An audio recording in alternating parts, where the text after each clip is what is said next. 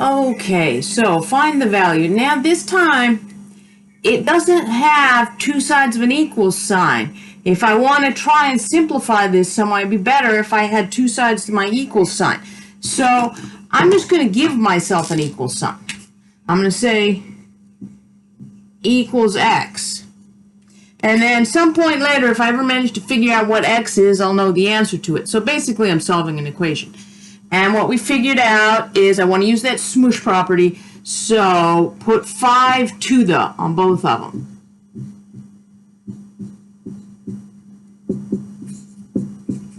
Five to the log base 5 of 125, and 5 to the x.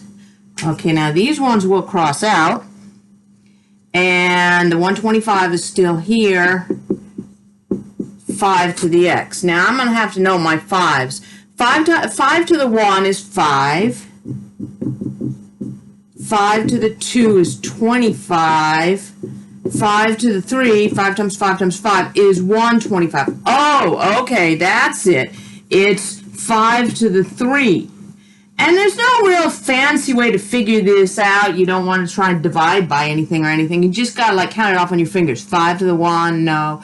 5 to the 2, no. 5 to the 3, that would work. So x must be equal to 3. And that's how you solve it. All right. Log base 3 of 1/27. And I just magically go in and write equals x. Moment of creativity, you can use any letter you want. All right, now I want to do, this time base is 3, 3 to the log base 3 of 127, 3 to the x. These cancel out, so 1/27 equals 3 to the x. All right, let's see, 3 to the 1, that's 3. 3 to the 2 is 9.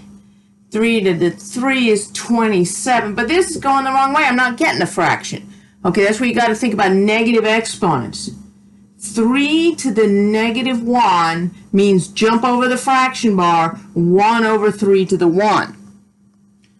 Okay, 3 to the negative 2 means jump over the fraction bar, 1 over 3 to the 2.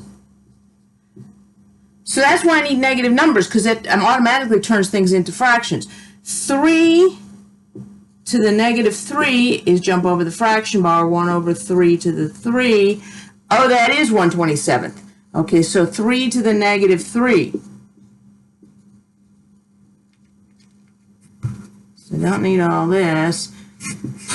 All right, so x must be equal to negative 3.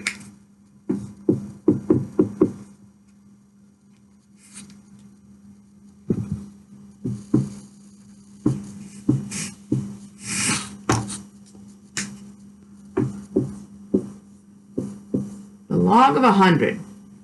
All right, I'm going to write in my equals x. I know that. And it didn't give me a base, but that's because anytime you can't see the base, it's invisible. It's a 10. All right, so put 10 to the, on both sides, 10 to the log base 10 of 100, 10 to the x. These cancel. So 100 equals 10 to the x. Now count off my fingers. 10 to the 1 is 10. 10 to the 2 is 100. So x equals 2.